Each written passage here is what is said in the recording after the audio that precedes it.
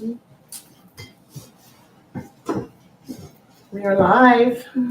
Welcome all of you. This is Ask the Talk Doctor Live. We welcome you to our broadcast today. It's Friday. We made it. Happy Friday, all of you. Thank you all so much for being here. This is a very special episode. Episode 10. Woo! Oh my goodness. We made it to episode 10. I'm so excited. I'm equally excited because this is a special themed show today. We have themed this show especially for Black History Month. And we're going to be talking today about mental health and mental illness among the Black community and people of color. Such a very important topic, such a fitting time to do so.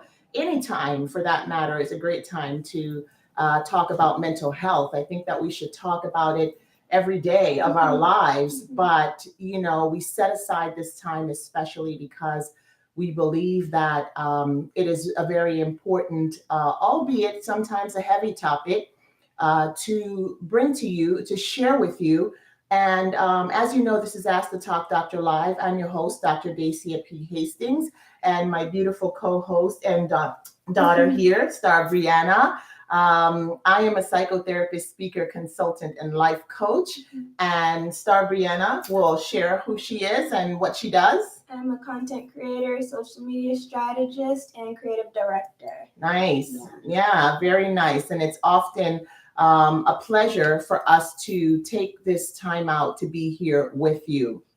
As I said, we're going to get right into it, but just a little bit of an overview before we get started. If you're joining us for the first time on Ask the Talk Doctor Live, this is a show that we have dedicated 30 to 45 minutes of our time where we allow you to come on and decompress and maybe share your thoughts, things that might be bothering you, that you would like some expert advice on. You can pre-send your questions to us, which so many of you often do, to askthetalkdoctorlive@gmail.com. That's where we get your questions, confidentially send your questions there, and we pick as many questions as we possibly can to share, as this is such a short space of time that we have.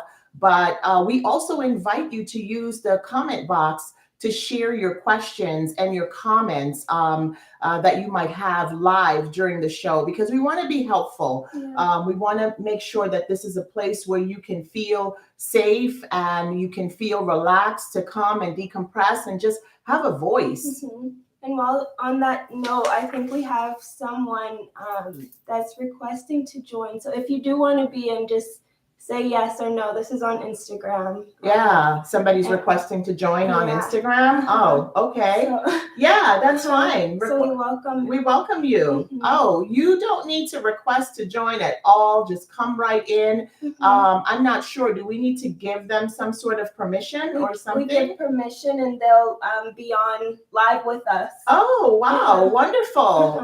Meaning they want to collaborate. Yeah, they'll be they'll also be shown on our video speaking to us. Oh, yeah, okay. So how do we do that? See why I need our content creator and a social media marketer, because I don't know much about this stuff. I'll just admit to you here. Hi, Lavon. It's Lavon. She's talking to us. Oh, hi there.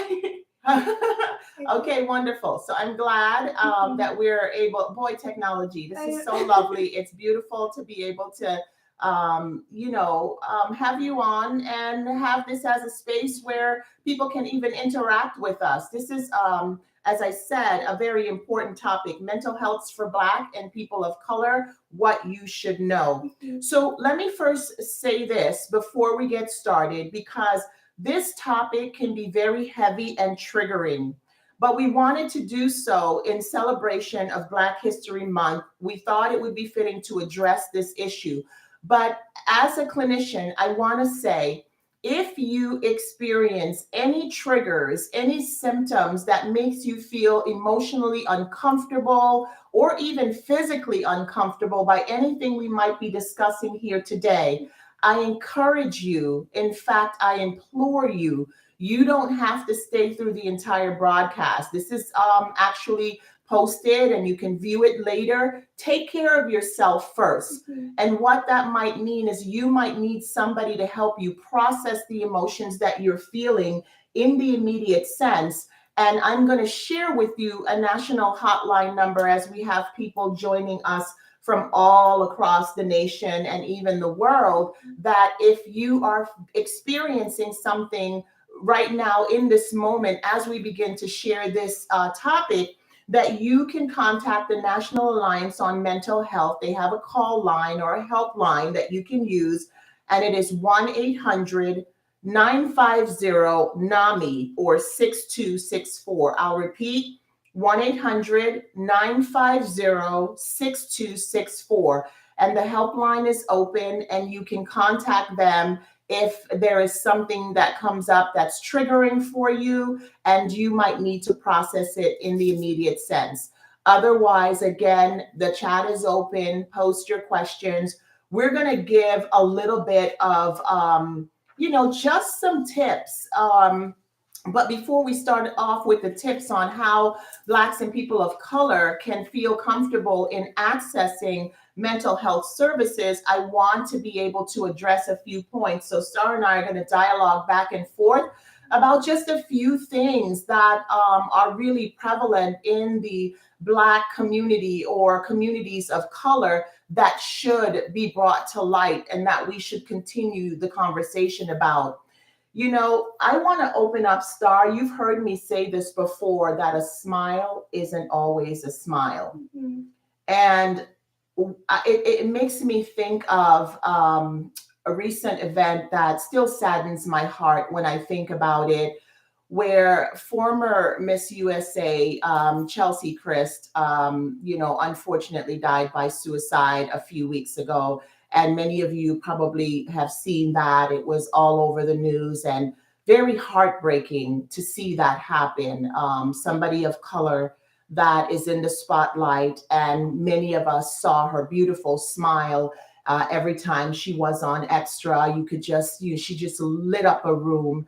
And to think that something this tragic could happen just makes me remember that a smile isn't always a smile.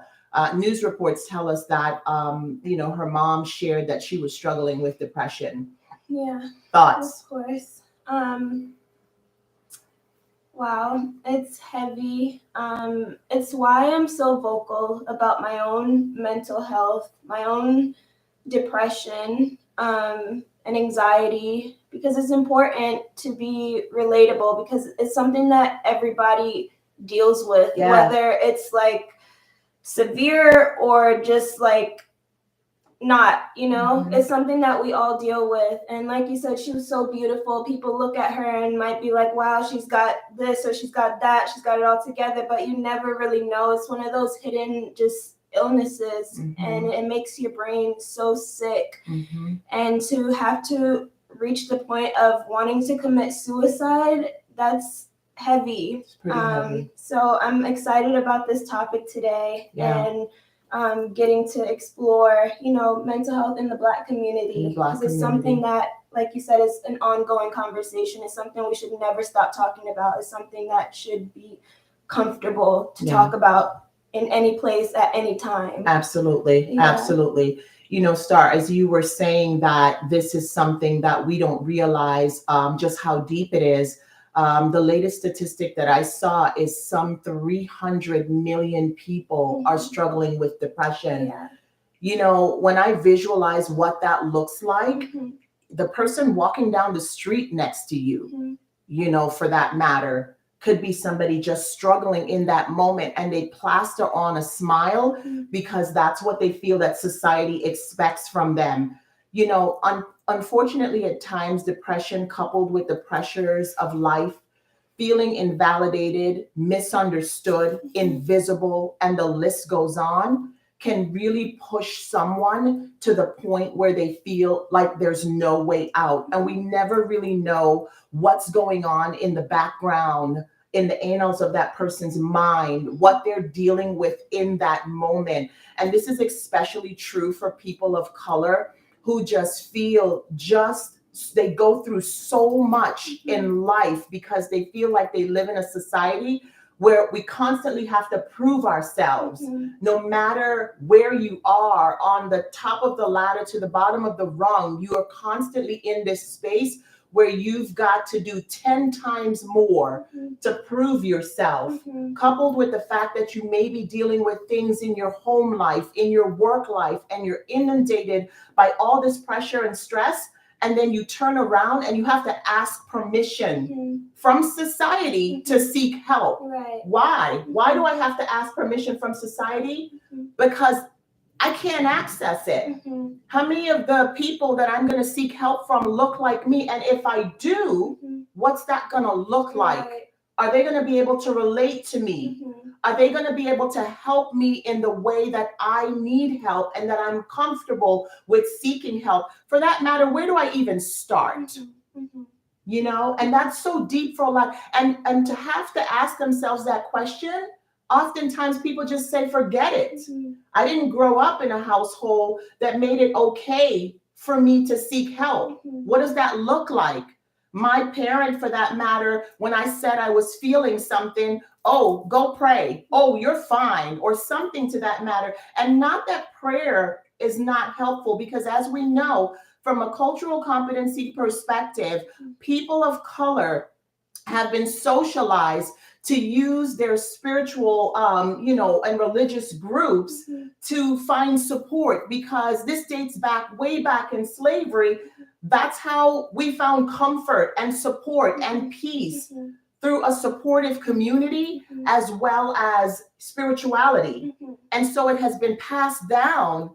But we all know that some of these issues are so deep that it goes beyond just using those informal supports, unfortunately. Yeah, I'd agree with that. Yeah. It's very hard. It's very hard. tough. It's very, and listen to this statistic that NAMI put out. 63% of Blacks and people of color believe that mental health issue is a sign of weakness. That absolutely saddens my heart, because it's a misconception among any community. That is a very high percentage, but I'd like to shed a little bit of light that I think society is changing in a way where it's opening up more towards being open with your feelings and your mental health and just how you feel. So going back to the workplace, maybe the managers or the leaders or whoever, they bring the conversation forth. They ask their people, how are you feeling today? Like, they make that a regular thing to ask. And like, in a comfortable way. Maybe you can't ask the same person how they're feeling in the same way. You actually form a relationship with the person working for you or with you, so that, you create a safe environment, and this person feels like they can come to work and show up, even if they're not feeling all the way okay. 100%. They know they have to go to work, and they know that the people that they work with are supportive of them. And I have to agree with you that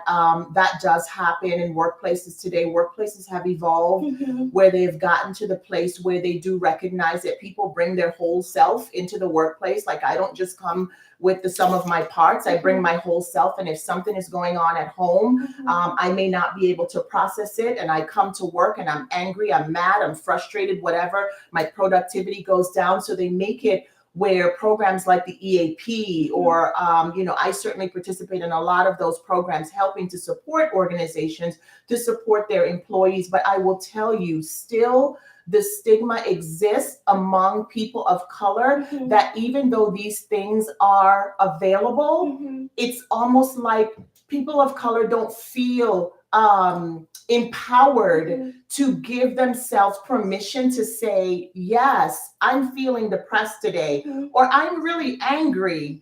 And speaking of anger, that is one of those emotions. First and foremost, I want to say that anger is a completely acceptable emotion. It really is. The reason it gets such a bad rap is because how we express anger.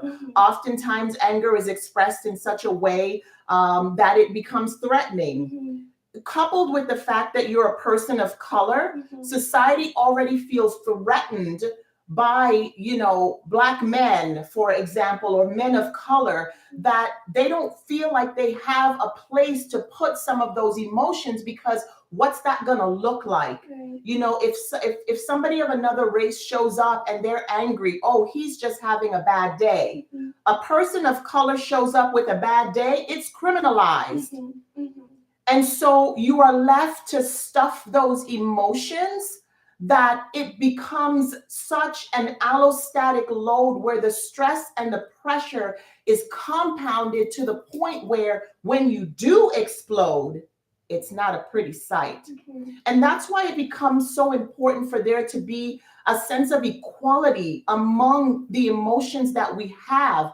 Hey, Star, we all bleed the same. Mhm. Mhm. We all have the same emotions. We were created with the same emotions. So why is it so hard for one group to be able to express certain emotions while other groups get a pass? Right, but it's like you said, it goes way back, generations and generations and generations. And even if you're Black and you're not experiencing this in your home or your environment, it's like you still have that on your back somehow. Like Yeah. you're still feeling the weight from what happened years and years and years ago. Yeah. So that's why things like representation matters. Like we're talking about the workplace, like and making sure that it's diverse. And Yeah. that's something that we're still continuing It's evolving. to Yeah. evolve on, but Yes. it's just an ongoing thing. Like I don't know when it will necessarily end, Right. but hopefully we will find some Yeah. middle ground. And I think it's happening in a sense, In a sense. a little bit. Yeah. Even if a little bit, it's more than what it was. So More than that's what it progress. was. Yeah. Yeah.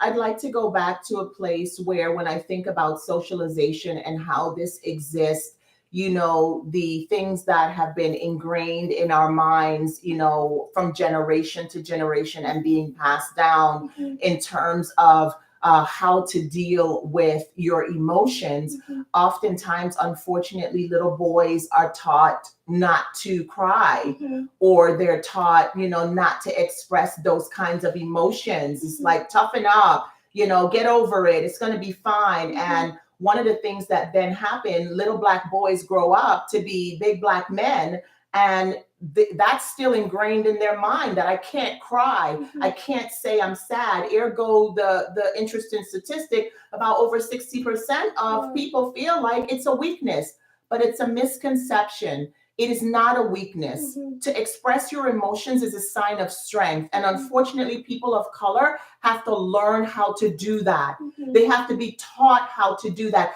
It has to be made okay Mhm. to understand that your emotions are valid. They're important. And when you feel the pressures of life, it's important to stop, pause, and give yourself some grace and some opportunity to find the kind of help that you need, Mhm. so that you do not have to become this explosive person Mhm. that tends to happen Mhm. because of what society continues to feed us. Mhm. Mhm. Yeah.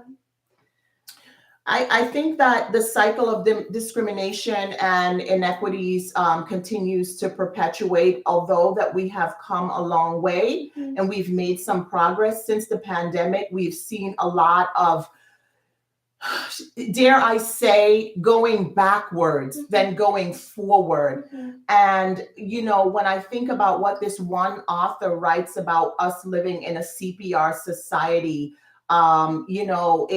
it's COVID, ravished, pressured, racism, ergo the CPR society. It crushes my heart because you see it played out in reality, in day to day. And speaking of, I talked to you about this. I don't know if you had a chance to watch. I don't know if you guys had a chance to watch, but recently, I caught a clip on the news where these two teenage boys were in a mall in New Jersey, and they were kind of in a group. I don't know why they were there, what they were doing, but it seemed like they were in a group together.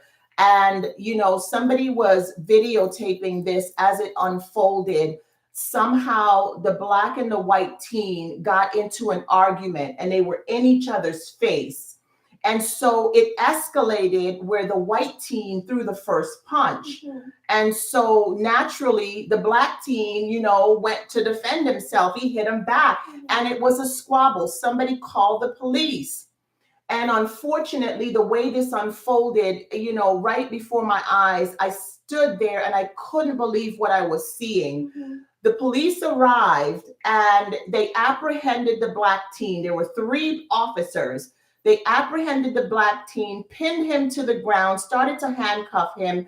And the white teen is standing there just watching the whole thing happen.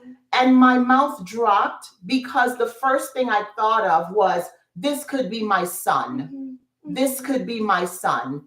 And, again, I don't know how it started because it unfolded so fast, but it crushed me to no end. The white teen just stood there. And that's why I make the point about we've come so far, but it seems to me like over the last couple of years, we've gone backwards. And there are numerous stories about this. So how does this relate to mental health? It relates. Because what happens to that teen now, going home, stuffing those emotions, feeling exceptionally angry because nobody's going to listen to me. Who's going to care about me? For all intents purposes, I didn't throw the first punch. And why am I being apprehended? And then I think about those parents and how they must feel. And the cycle goes on because it happens all too often in communities of color, where people run away from authority figures or things of that nature because you feel as if I don't have permission to be. I don't have permission to express the emotions that I feel because it's not going to be fair. It's not going to be equitable. And then when I go to seek help, I am further punished because of discrimination, because of misunderstanding, because of lack of cultural competence, that the people who I go to seek help from often don't look like me. So how are they going to understand my journey and the things that I'm struggling with? And that's why it's so important that if you do decide to go and seek help, you find someone that looks like you. That's something that's important to me because you do want somebody to be able to relate to you. You don't want to just be talking and then you're thinking this person is understanding or they're making it seem like they understand. And then when they give you a response, it seems like it just went completely over their head. Yes. They don't get it. They can't get it. Yeah. But thank goodness there are a lot of, places that are, now safe places for people of color to process their grief, to process their emotion, to process their trauma, because unconscious bias still exists, just making assumptions about people and not recognizing that those assumptions can further harm them mentally. And so, I think that, you heard my passion come through and, I make no apologies for the passion that comes through because, even as a clinician, I live this, every day myself. And we want to make sure that before we go into questions, that we cover some ways that you can be able to get the help that you deserve. And this can extend further on, not just to your mental health, but also your physical health. Oftentimes it is important to understand that you've got to be a partner and an advocate for yourself. But a lot of times people of color don't often know how to do that. For that matter, some of us are afraid of professionals, mental health and doctors and people in authority because we feel again like for so long we've been misunderstood. Are they going to really understand what I'm really going through? But I love that NAMI, really makes a lot of resources available, the National Alliance on Mental Illness, and they make a lot of resources available also to people of color. And I found some really great questions that an article posted by NAMI put out in terms of how to begin the healing. And this may be something that, might be able to resonate with you as you begin to explore ways for you to heal yourself. So why don't you just share some of the pointers in terms of, how do I begin to explore the healing process? Where do I go? What do I do? Gotcha. So some of the things we have here, how to begin healing.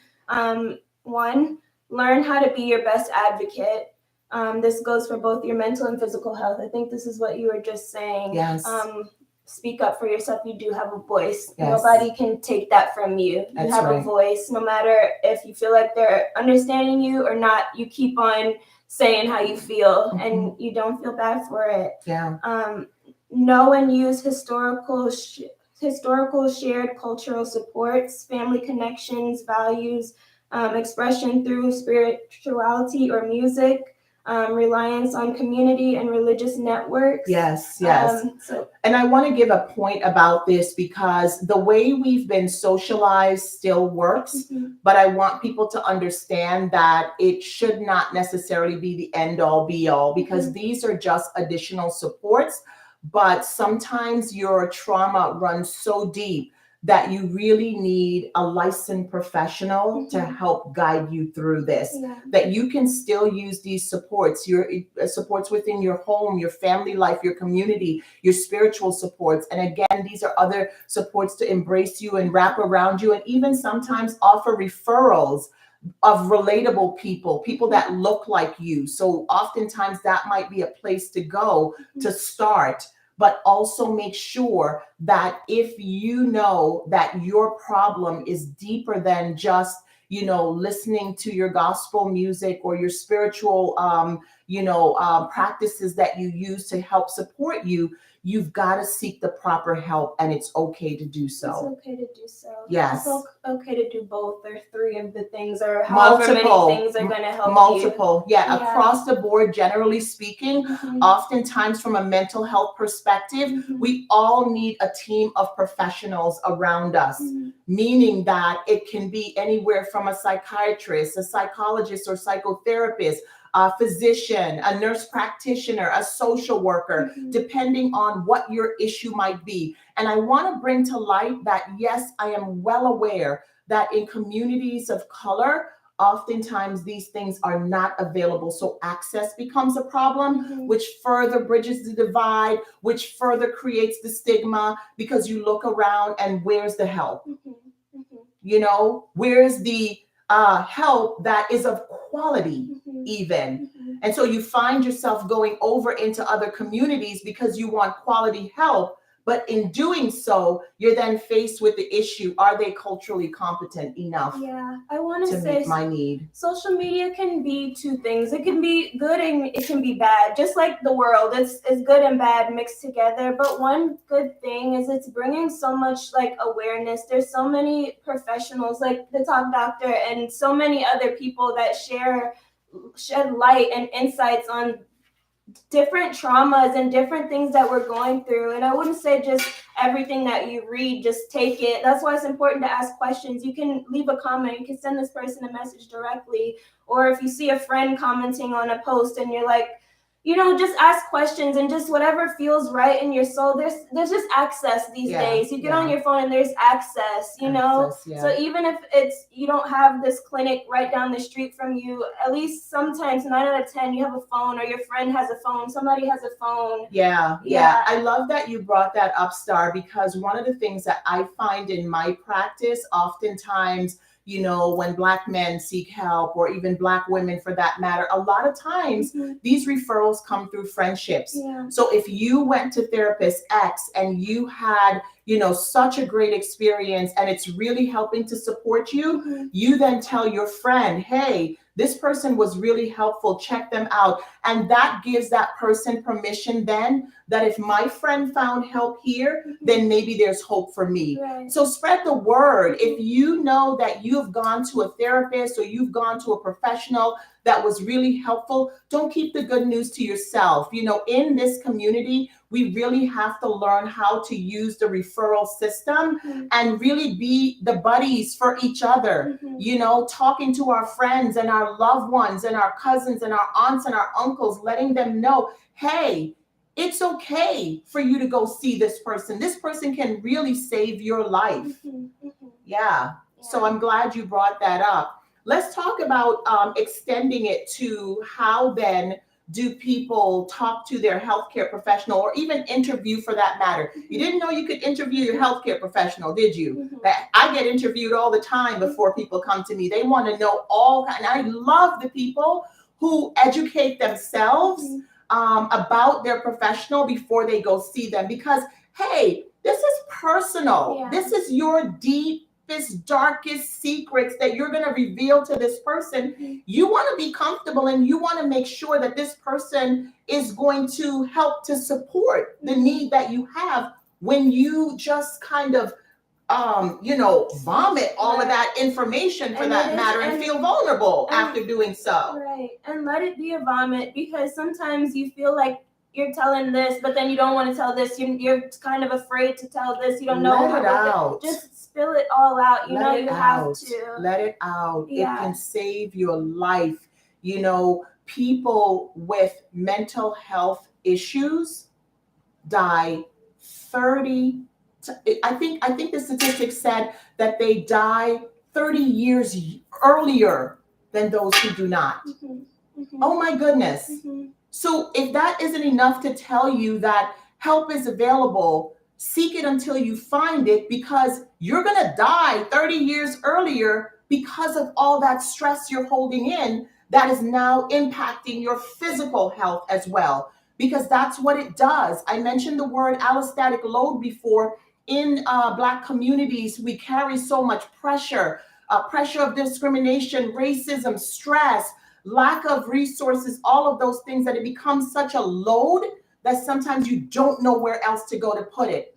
Well, there are places that you can go, and you got to get it out. You got to talk with someone about it. You have to seek the help that you need, because you're just slowly killing yourself, unfortunately. And you won't get to fulfill your purpose. You're here for a purpose, not to be beaten up on or talked down to. Each and every one of you have a purpose. So make sure that you process those mental health issues that you might have, those challenges you're experiencing, so you can be the best you that you can possibly be. So share with them some important questions that they can ask when seeking help for healing. What are some of those questions? And this is important. So listen up, take notes, because you should interview your provider. You should look until you find somebody that you feel is going to do the best job possible for you. Yeah. So we have a few questions here. Have you treated other Black people or received training in cultural competence for Black mental health? If not, how do you plan to provide me with culturally sensitive, patient-centered care? Yes. Which is a great question. Absolutely. Another one, how do you see our cultural backgrounds influencing our communication and my treatment? Do you use a different approach in your treatment when working with patients for different cultural backgrounds? Lastly, what is your current understanding of differences in health outcomes for Black patients? Yeah, these are really important questions that I hope you got. Maybe later on, if you want to go back and view the broadcast again, I encourage all of you to ask these questions. I love my patients who come to me who want to fold in their spirituality, because me being a spiritual person myself, it gives me an opportunity to not only use my clinical training, but also use my spiritual side as well. And there are people who need that. They need a combination of, the clinical healing as well as to fold in their spirituality, because that's what feels comfortable for them. That's what works. And yes, it is okay to ask for that. Yeah. It is okay to, when you call from whether it be your health insurance or you walk into a community clinic, to say, do you have a Black male available to see me? Do you have a Black female? Do you have a person of color? Do you have a Hispanic person? Do you have somebody with an Indian background? It is important for you to ask those questions boldly and not be afraid to do so, because as we mentioned before, this is your life. You can't let somebody else dictate how you seek care, but do seek care. Yeah, don't feel Because shame it is, for no, it. don't feel ashamed. It's very important. As I exhale. So we want to take some questions. Go ahead and post your questions in the comment box, the chat area. We had some pre-questions to be sent in to us, and we want to be helpful. So we want to go ahead and address some of them. One person asked, how does one go about finding a good therapist, psychologist, psychiatrist? And I'm so glad that we already answered your question. We gave you some tips on how to find, again, I will reiterate, through referral, ask your friends, go on social media, see who's talking about what. And yes, as Star mentioned, social media is a great place to find accessible care, to link you to different things that you might not know is available in your community, and use the interview questions that we just talked about. Go online, see if your provider has a bio posted there, get some of their information, and then ask follow-up questions, because you want to make sure that you are not going to be further damaged by racism or somebody discriminating against you or saying the wrong thing to you, for that matter, because they just don't know and they're not culturally competent enough. Right. Yeah. So what's another question, Star, that we got as a pre-question that we can share here? One we have, how do you know that you no longer need therapy? I like that one. That is a really great one. How do you know? As a person who, have sought help off and on, for your own depression, when do you know? When do you say when? I think really it depends on you. This is one of those questions that nobody can really answer for you, because you can be in therapy all your life if you wanted to. Just when you feel like you've resolved one issue, another issue might come up, then another issue, then that issue might come back. You can be in there all your life, or you can just be in there for a good month and feel like you're okay. It really depends on you. But the key is to really be honest with yourself. Don't wait for your therapist to tell you, okay, I think you're good, because your therapist doesn't know if you're still holding in things inside of you. You really have to be honest with yourself. You're there to help you. That's right. So, it's not the therapist's agenda. They're just there to facilitate a process of change and help you through it. It is really up to you to determine. And I always ask my patients, what do you want to get out of counseling? That's one of the first questions that I ask them, because it's not my agenda. I'm here to professionally guide you, but it is about your roadmap. So when you tell me what you want to get out, it gives us a place where we can set some goals for your treatment together. Absolutely. It should always be together. Absolutely so. So yes, Star is right. It depends on you. I've had some long-termers, I've had some short-termers, and I've had some cycles where people come back. And don't feel like you can't come back. It doesn't mean that it didn't work the first time. It just means that you got to a point, you felt okay, and then now you need to come back to process some more stuff. So it can be a lifelong support. Good question. What's another one? Let's see. How do you handle stress in today's world? Today's world is stressful, as we know. And just when you think you've gotten over one thing, here comes another. If you've caught the news lately, you've probably been saying, here we go again. Oh my goodness, what's going to happen now? We just got through COVID and here comes another thing. Stress is something that is based on how we perceive the situation. It starts here in your mind. And if you're a person who lives stressed all the time, I dare you to look at yourself.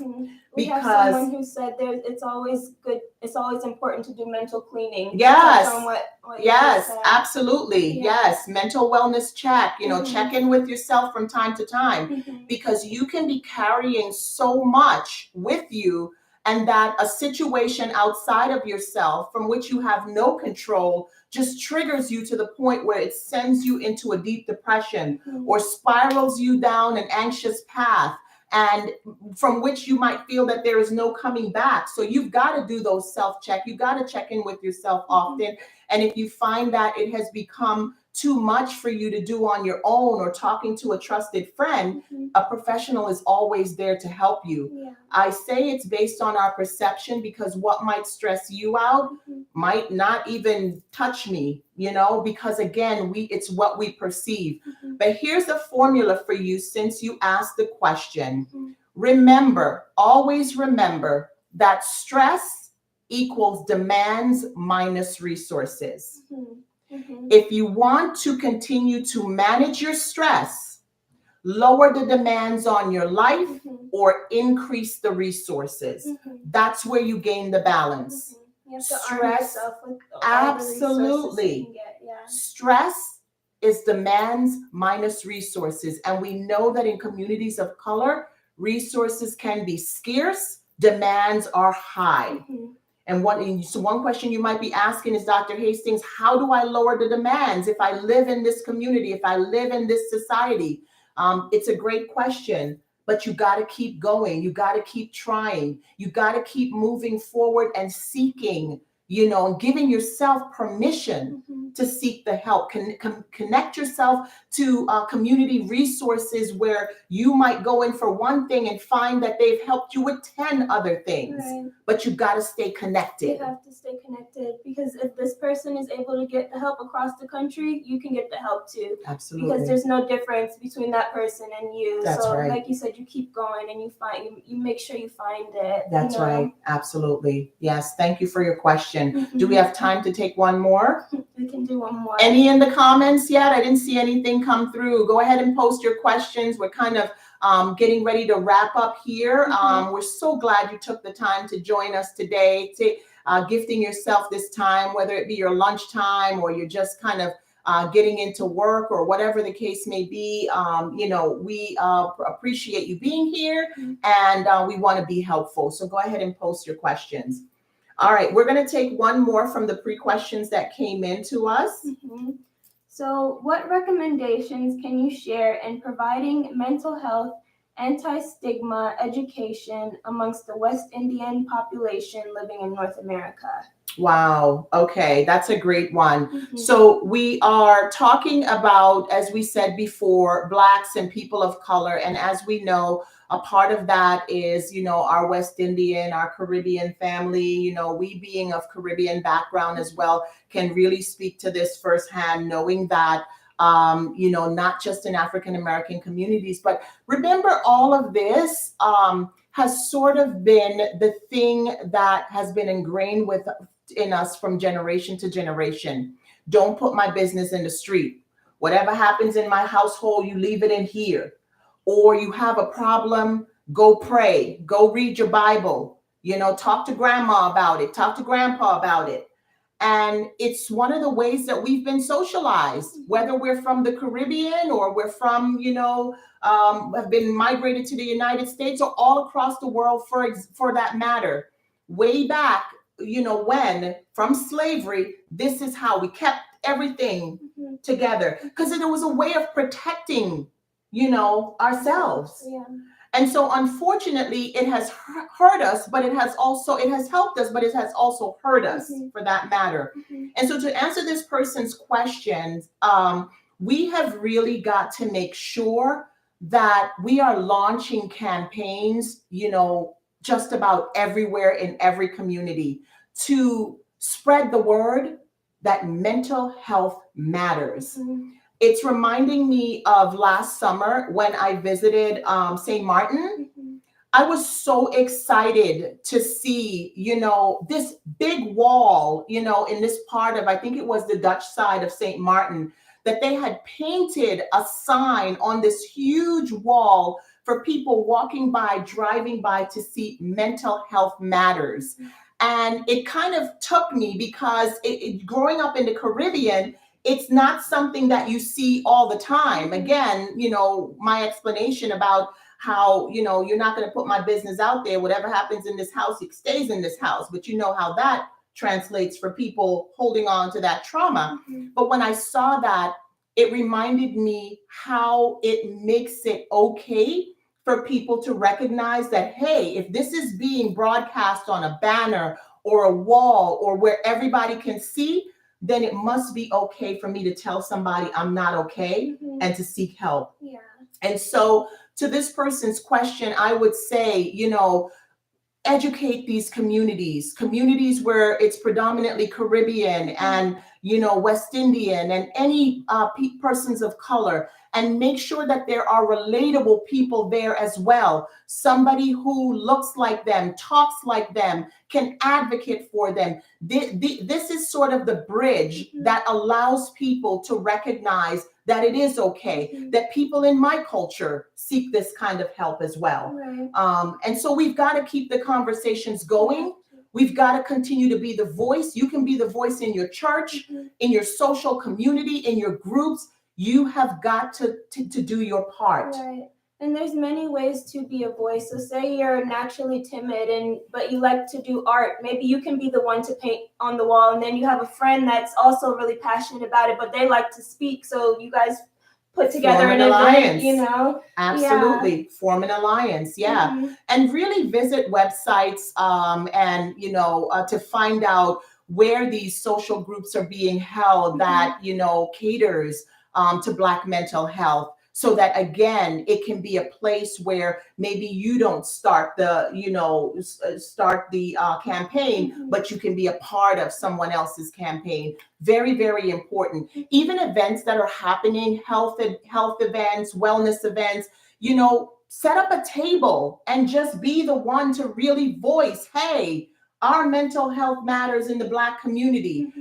Get a group of people together and pass out information. Did you know these resources were available in your community? We have all got to do our part to, again, break down those barriers and those walls. And part of why, we do Ask the Talk Doctor Live is because we want to make sure that we too are doing our part to educate the community, educate the world for that matter, and speak out on topics like this to really make it okay that people understand that, hey, you can have a voice too. It's okay to say you're not okay. That's why we encourage you to post your questions, to send them in to us at askthetalkdoctorlive@gmail.com, or come on platforms like this and be able to share, because this is a safe space. And if you don't have places like this, then what else, can you have? Yeah. This was great. I know that I'm so passionate. I'm passionate about mental health, as you can tell. And I'm so glad that, Star Brianna, our co-host, is really vocal about her own struggles, because it really does make it okay for other people to be vocal about their own struggles as well. And to know that, even though you see someone sitting here looking well put together and beautiful, that sometimes behind the walls, there's pain. Just like we talked about former Miss USA, who was in so much pain. That unfortunately, that was her way out. I hope that that's not your way out. I hope you know that you are wonderfully made, that you are created for a purpose, and that unless you really take care of yourself, you don't get to fulfill your purpose. And what will your life have been for? Anything you want to add before we wrap it up here? Nobody dared put anything in the chat, but I see some great comments. Thank you guys so much for joining. We love you guys so very much. We do. Share this with your friends. Please. Let them know that a place is available for them to, take a part of their lunch hour every Friday, or maybe you're in a different time zone and it's not lunchtime yet. You're driving to work. You can listen.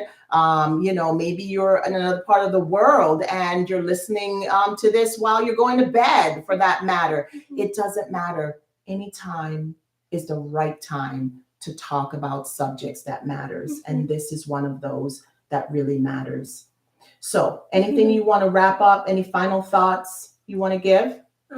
Just arm yourself with, everything that you need, and don't stop trying, don't stop seeking the help that you need, because it's out there. Yes, it's available. It's available to you. Yes, it's available. And though the society might tell us that access isn't there, Star Brianna brought up a good point. Everybody has access to social media today. Get on there and find out what other people of color are doing for self-care and are doing to manage their stress and where they're going. There's a lot of different resources. And like I said, NAMI, National Alliance on Mental Illness, might be a good place to start. But I'm going to give a little bit of closing thoughts, and then I'm going to share some resources with you that you or someone can use. So Star, in closing, I want to share this quote that just like jumped out at me. It said, mental health conditions do not discriminate, and neither should your mental health systems. Just really, really resonated with me. You know, we all bleed the same. Similarly, we are made with the same emotions: the need to feel, the need to be believed, to freely express our emotions without being judged, to feel accepted and cherished. When these things happen for one set of people and not for others simply because of the color of their skin, and then normalized, those same emotions turn into trauma buried so deep that they need coaxing to emerge to the surface. Sadly, sometimes not even coaxing works anymore, and some live a life carrying an allostatic load from compounded stress until either the stress takes them out or some other entity justifies taking them out because they are a perceived threat. That being said, I want you to understand that there is hope. Take back your permission to be the person that you were made to be. Know today and every day that you have the same right to stand up and be recognized as equal and deserving. And until you see that and make it clear by taking care of yourself mentally and physically, then no one else will see that, and for that matter, respect it. For more on getting culturally competent help, go to NAMI, the National Alliance on Mental Health. Also, visit SAMHSA.org, Substance Abuse Mental Health Services Administration, and also the Black Mental Health Alliance. These are wonderful resources and a place to start. We also want to ask that you please consider giving to our foundation. Our foundation, the Talk Doctor and Friends Foundation, supports the needy and those in crisis.